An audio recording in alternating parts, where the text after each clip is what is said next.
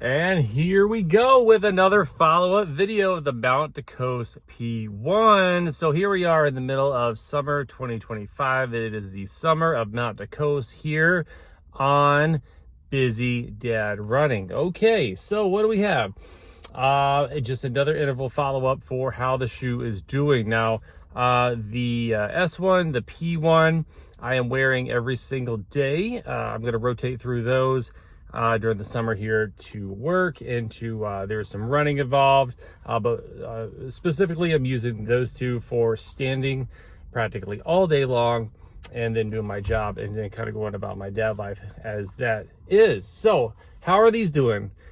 Well, they are doing okay. They are holding up well. I do have some thoughts of some things that might be changing as far as the P1 is concerned. But overall, the durability should be mentioned immediately in the beginning of the video of the shoes, right? So this is the P1. And of course, you have the R1, S1, T1 out there from Mount to Coast, and those shoes are built to last exceptionally well. The S1 is doing super duper well. So just take a look at the quality here, and I want to actually go to the outsole right away. So any other shoe, I should be having balding and wear, significant wear towards the outside of the shoe, and you can barely discern a little bit going on here. Most other shoes are totally bald, B-A-L-D by now. In fact, you've still got some detailing here now going on, and that's just blowing me away, guys. It really is, and the S1 is doing the same thing. And then taking a look, going up actually in reverse order that I typically go, you got the light cell midsole, nitrogen infused PEBA based midsole, tongue twister alert, and here it is. And yeah, there's some creasing, okay, but as far as like the spark, the zest, the liveliness, the comfort of the shoe, man, it is still bang on. You know, I'll be super honest with you, I think about the P1 when it comes to just like dad shoeness, right? Comfort, style, longevity, moreover than the S1. Yeah, I said it. The P1 over the S1 in general, right? Because of this midsole is so nice. The drop works on it. I believe it's 10 millimeters, which is way high compared to some of the other shoes that I have enjoyed in the past, but it's working. Okay, and so it is a stability shoe. Okay, what makes it a stability shoe? Well, you know, Mount to Coast uses this little piece here. It's called the 3D arch rail, and it's not little actually at all. It's kind of big, but what it does is it sits underneath that big toe right here on both sides, and kind of wraps its way around towards the outcropping of just below the 5th MTP, metatarsophalangeal head on the lateral aspect outside of the foot.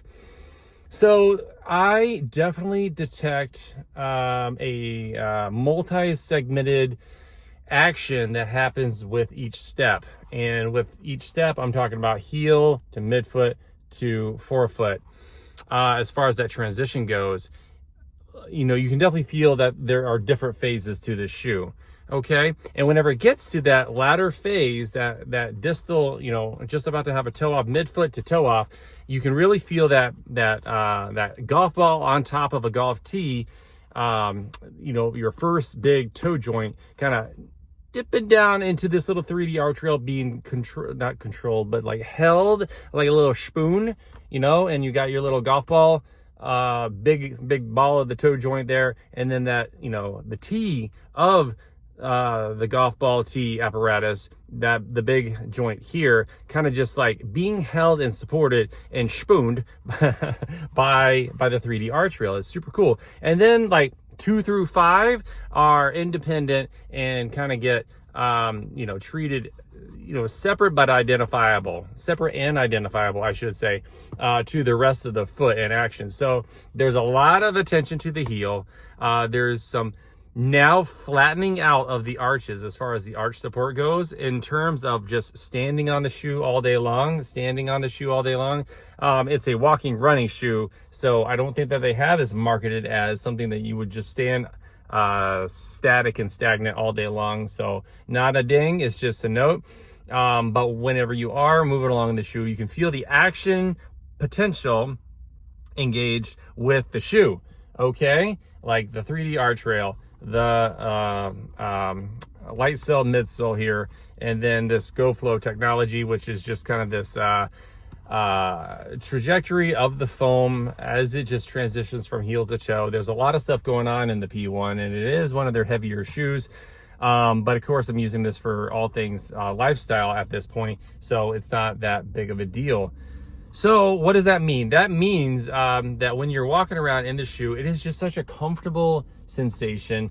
I think that Mount the Coast did a super duper good job. As far as my foot goes, it's kind of like a narrow foot. I've got a higher arch, and I tend to step on the outside. I roll towards the outside of my foot here, typically. But what I've noticed is, I don't really have a ton of that tippiness going on with this shoe. Now, it could be because of that 3D arch rail dipping down. Typically, a stability shoe is designed for folks that overpronate. So overpronation, I think about the heels, and where's my other one? Here it is. And when a person steps, they have kind of this rolling inward of the heels, towards the midline. And, sometimes that's just fine. Sometimes you have runners that whenever they push off, they have this dramatic overpronation. And again, not all overpronation is something that needs to be corrected or intervened upon. It's whenever there are, issues with the foot, with the knees and joints and stuff, that potential intervention such as a stability shoe could make a difference. I'm in the process of testing this. I don't have those issues. In fact, I do the opposite. I come down, like I said, and I tend to supinate.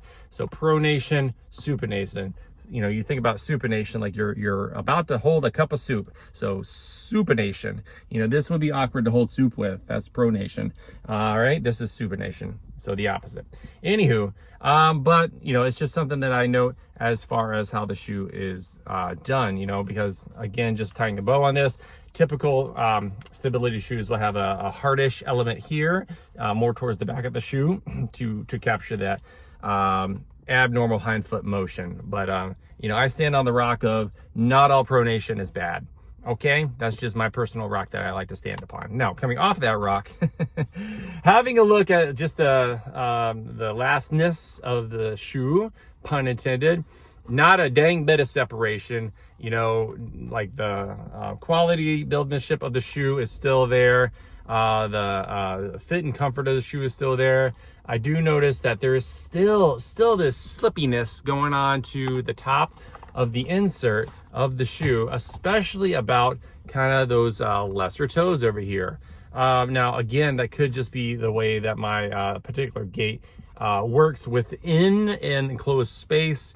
And I do have some, socks on that are promoting that, I feel like, but that's a different video. So I'm not going to ding the shoe, okay?